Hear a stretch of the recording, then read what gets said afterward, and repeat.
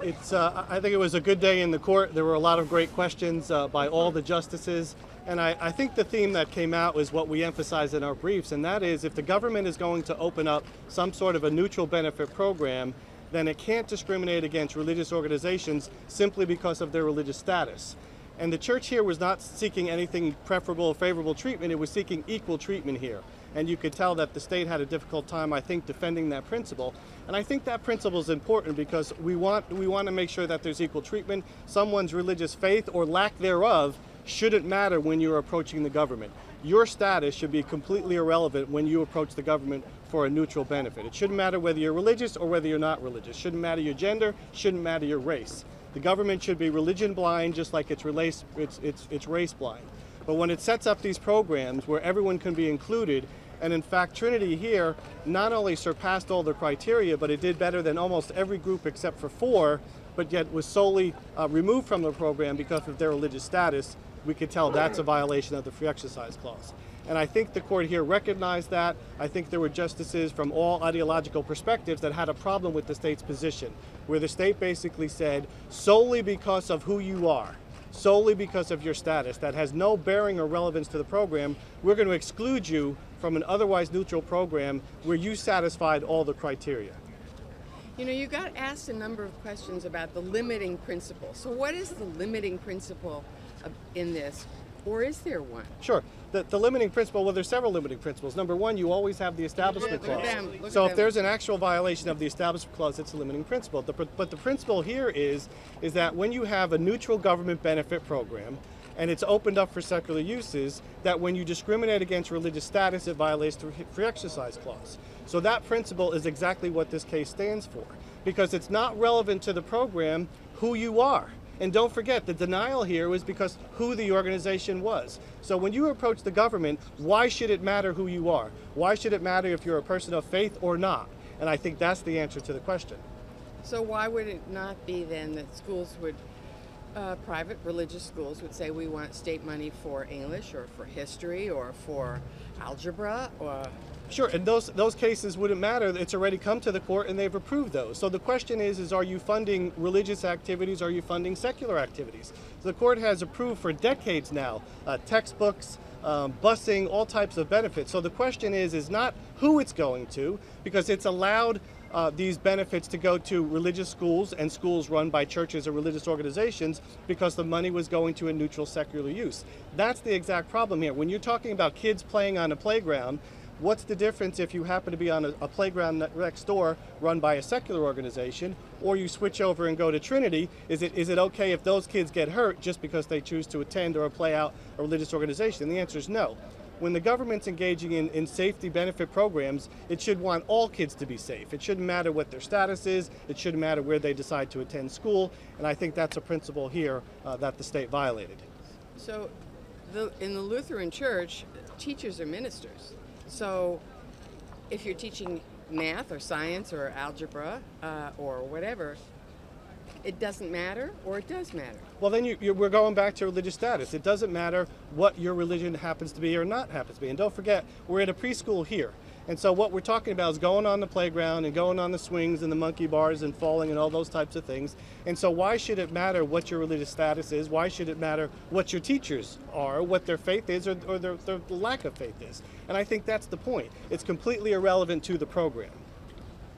So does it matter if a school is a private school or a public school? In other words, the governor's announcement affect this case, you think, and how much did it complicate the case? It took a little bit of work over the weekend, but I really don't think it complicated much. I don't think the justices seriously considered the case as being moot. And the reason for that is one simple proposition. The test is, are they free to go back to the old policy? And not only are they free to do so, because this policy was a press release, a Facebook policy, so it's easy to undo that, but we think the Missouri Supreme Court would require the old policy to be reinstituted. I thought the issue in the case is whether the church could get the money, and now it can. Well, maybe it can. We're not sure, and that's the problem. So the problem is can the state go back to its old policy? That's the question, and the answer to that is yes. And the reason for that is not only can the administration change their mind, the next administration can, but what's likely to happen is there's going to be a challenge, as counsel mentioned, to this new program. And what's going to happen is it's going to go to the Missouri Supreme Court, and they're going to rule it violates their state constitution, and that's why this court needs to issue a ruling in this case. Any other questions? Okay, let's have Annette come up. And if you need pronunciations or spelling for any of the names, someone will be standing over there with a sheet of paper that has everyone's Actually, names. we'll get everybody to do it so it's on the tape, on everybody's tape. Annette, would you like to start? Sure. Go ahead. My name is Annette Keeney, and I'm sorry. Just stand right there. My name is Annette Keeney, and I'm the director of the Child Learning Center at Trinity Lutheran Church in Columbia, Missouri. All of us here at Trinity are deeply grateful to the justices of the U.S. Supreme Court for hearing our case this morning. For 6.5 years, I've had the privilege of working with the boys and girls who attend our school, with the parents who entrust those children to our care, and with the teachers who share my commitment to providing a safe, joyful, rewarding learning experience for these children and their families. We have a wonderful job. Here is something you learn very quickly working with children. A kid is a kid. Playground time for a child is about play. And play should be safe. Safety shouldn't hinge on whether a child is religious or they are playing on a playground at a religious school or a secular or a public institution. This is about working together to help keep our kids safe when they play, wherever they are. The safety of all children matter to all of us. Most of the children who come to our preschool are from families who don't go to our church. And a lot of children who play on our playground are from the surrounding neighborhood. They come with their families in the evening and on the weekends. We aren't asking for special treatment. We are just asking not to be treated worse than everyone else. Whether you are a Jewish, Muslim, or Christian kid, or not religious at all, when you fall down on a playground, it hurts just as much at a religious preschool as it does at a non-religious school. We trust and pray that the Supreme Court will consider that carefully and rule in favor of the safety of children everywhere. Thank you. Thank you, Annette. And now we'll hear from Michael Farris, CEO of Alliance Defending Freedom. There's a broad concern among religious people in this country that we're becoming second-class citizens. All religious people are asking for in this country is equal treatment. If there was any other criteria that you could imagine, all preschools are eligible except for, can you think of any category that would be permitted as a society, but except for religion seems to be an acceptable form of discrimination for some people. And this case is about whether that exception is impermissible. We think equal protection applies to everybody. Religious people should not be treated as second-class citizens, especially when it comes to health and safety programs. There's a lot of the justices there today that seem particularly concerned about the fact that the discrimination context here was health and safety. They might not be as favorable to the questions being asked if it was some other concern, but health and safety, the justices seem to be very concerned about any form of discrimination for that purpose in that context. So I feel very encouraged by the hearing today. It was great questioning. I believe Dave did a terrific job as counsel. I'm the new CEO. My guy did a great job. And so it is, we're very hopeful. I think the case went very well, and we look forward to hearing from the court before the end of June. Thank you. Thank you all. Very much. If anyone's interested in doing any interviews one-on-one with Dave, you can come and talk to me and we can set that up. Thank you. Hi, I'm Holly Holman. I'm the General Counsel of the Baptist Joint Committee for Religious Liberty. Holly, before you start, do you mind spelling your name for us? Yes, that's Holly Holman, Hollman, General Counsel of the Baptist Joint Committee for Religious Liberty, an organization that for 80 years has supported religious liberty by supporting both principles of free exercise and no establishment. And in this case, we filed on behalf of the state because the state side is better for religious liberty. In just a minute, we'll hear from the advocate who argued this case. This case is not about playground safety. This case is about a Missouri constitutional prohibition that prohibits aid directly to churches, not to religious individuals, but to churches. That is a protection for religious liberty that stems from the lessons of history. Baptists and other religious dissenters in colonial America fought to ensure that churches were not funded by the coercive power of the state, but by the individual voluntary offerings and gifts of those that believed in religion. And the result has been a rich flowering of religion and religious institutions. There are many ways that religion and government cooperate, but it is a fundamental principle of religious liberty in this country that the government does not fund religious exercise. Churches are by definition expressions of religion involved in and organized specifically for religious exercise. That's why churches are and should be given special treatment. It is a necessary protection for religious liberty, not a mark of hostility or discrimination against religion. Religion has been treated in a special way in our constitutional tradition, and that is important that it does so, that it continues to be treated that way. In fact, the U.S. Supreme Court has never upheld direct government grants to churches, much less required states to provide such funding. And that's what this case is about, whether or not the state has to pay for property improvements of a church, despite 200 years of precedent and lots of practical considerations that argue otherwise. I agree that the court was struggling to find the right line here, but the line is the one that Missouri has drawn to separate the institutions of religion and government and prevent churches from being funded by the state, because churches are fundamentally involved in the religious exercise that should be protected. Jim Layton, who represented the state of Missouri in this case, will now come and talk about the case, but he knows for a fact the history of this provision and why it should be upheld, and to prevent the court from finding that Missouri must fund these churches. Well, before he comes up, can you just answer a question, just facing the camera, Tyler? What's the harm here if Missouri writes the church a check? The harm in this case is that the court would make a short-sighted move to say that there is some kind of secular aid that can go to churches when churches are fundamentally religious institutions organized for religious exercise. It doesn't provide any kind of line to protect the traditional separation of church and state that has been so good for religion in America, that has allowed religious institutions to thrive, and to prevent the government from intruding into religion. Thank you. Thank you. Good morning. I appreciate the opportunity I've had to represent the state of Missouri and Missouri's Constitution before the U.S. Supreme Court. Almost 200 years ago, the people of the state of Missouri, adopting language that finds its origin in the Founding Fathers in Virginia and elsewhere, decided that we were not going to tax people in order to give money to churches. Since that time, it's been a bright line in Missouri, strengthened in the 19th century, and reenacted or ratified by the people of Missouri in our 1945 Constitution. It's a bright line that has served us well and has served, I think, the other 38 states that have similar lines. I hope that the court recognizes the import of the question before it with regard to all 39 states. We appreciate as a state, or the state appreciates having bright lines that allow it to know what it can and can't do. This has been a bright line. We hope that there is the kind of guidance that gives us bright lines in the future. If you were James Layton. if you got to look there though. Yes. Layton.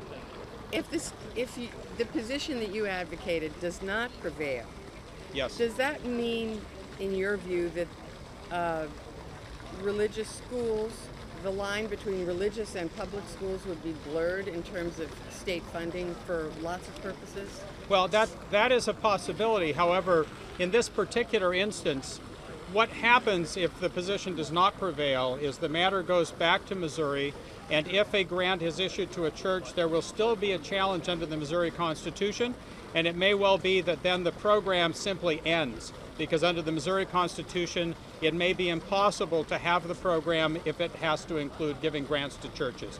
I don't know if that will happen, but that's a good possibility of how this plays out in the future. Now, so your opponent on the other side said that they're worried that religious people are becoming a second-class citizenry in this country because of laws that you were arguing in defense of. How do you respond to that? I appreciate your question using the word becoming. It seems a little odd to make that statement when we're talking about something that has been around for about 200 years in a state in which religious entities have a great deal of influence. And one more Mr. Layton, is there a bright line with the governor's position now on this issue? The governor has taken the position that I assume that the Missouri Constitution in fact allows a payment to a church. I don't know what the basis for that is, and I don't represent the governor or the church.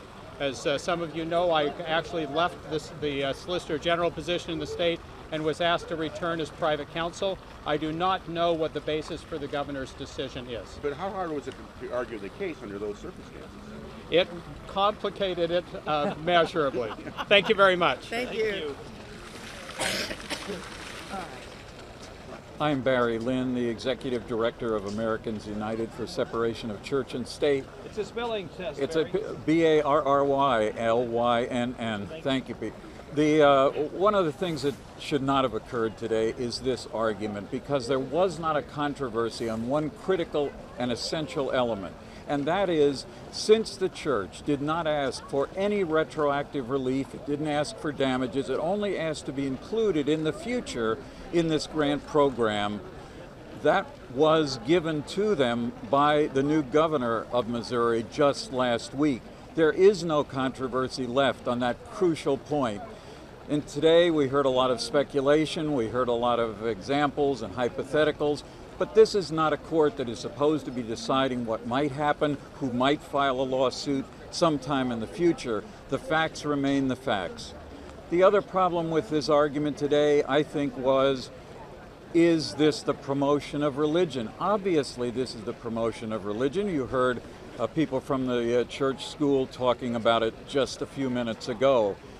This preschool, with its playground attached, is an essential part of the ministry of this church and an essential part of its mission, which is not only to allow children to play on the playground, whether they're Lutherans or not.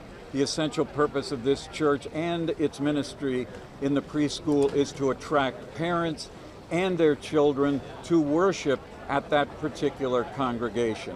My hope is that the resolution of this, for the sake of this issue being fully discussed, fully developed, is not resolved one way or another, but that somehow this is determined to be a moot question to be resolved some other day. Thank you. If it's not, Barry, what's the harm if the state writes the church a check? I think if the state writes the church a check, it will be the first time that this court, or any court, frankly, has decided that people who represent a diversity of religious and political views within a state, all of a sudden all have to pay for a religious organization, a religious school, a religious ministry.